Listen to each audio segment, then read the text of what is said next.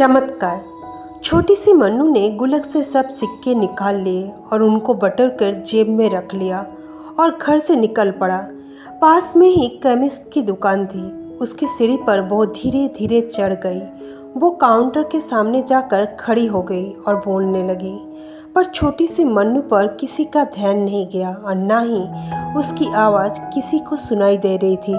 सब अपने अपने कामों में व्यस्त थे। दुकान का मालिक का कोई दोस्त बाहर देश से आया था, वो भी उससे बात करने में व्यस्त था। तभी उसने अपनी जेब से एक सिक्का निकालकर काउंटर पर फेंक दिया।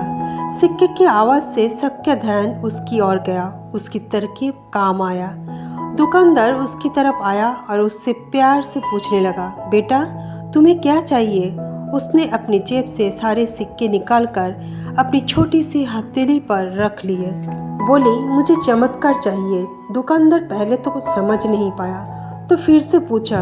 वो बच्ची फिर से बोली, मुझे चमत्कार चाहिए। दुकानदार हैरान होकर बोला, बेटा यहाँ दवाई मिलती है, चमत्कार नहीं मिलता। वो बच्ची बोली, अगर यहाँ दवाई मिलती है तो चमत्कार भी आपके यहाँ ही मिलने चाहिए। दुकानदार बोला, बेटा लेकिन आपको यह किसने कह दिया कि यहाँ चमत्कार मिलती है? अब उस बच्ची ने विस्तार से बताना शुरू किया। अपनी तोतली जबान से वो बच्ची बोली, मेरे भैया के सिर पर ट्यूमर हो गया है। पापा ने मम्मी को बताया है कि डॉक्टर 4 लाख रुपया बता रहे हैं। समय पर इलाज ना हुआ तो कोई चमत्कार ही उसे बचा सकता है और कोई संभावना नहीं है। वो रोते हुए माँ से कह रहे थे कि अपने पास कुछ बेचने को भी नहीं है, ना कोई जमीन जायदाद ना ही गहने। वो सब पहले से ही खर्च हो गए। दवा के पैसे भी बड़ी मुश्किल से जुटा पा रहे हैं। दुकान का मालिक का दोस्त उसके पास आकर बैठ गया और उससे प्यार से पूछने लगा, अच्छा कितने पैसे लाई हो तुम चमत्कार खरीदने को?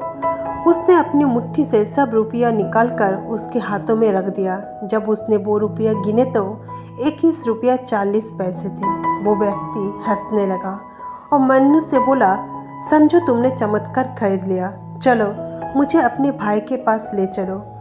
वो व्यक्ति जो उस केमिस्ट का दोस्त था, अपनी छुट्टी बिताने भारत आया था और वो न्यूयॉर्क का एक प्रसिद्ध न्यूरो सर्जन था। उसने उस बच्चे का इलाज 21 रुपया 40 पैसे में किया और वो बच्चा सही भी हो गया। आखिर प्रभु ने मन्नू को चमत्कार बेच ही दिया। वो बच्ची बड़ी श्रद्धा से उसे खरीदने चली थी। वो उसको मिल गया। प्रभु सबका पालनहारे। उसकी मदद ऐसे ही चमत्कार रूप में मिलती रहती है। बस आवश्यकता है तो सिर्फ सच्ची श्रद्धा की, क्योंकि परमात्मा संसार के कण कण में है।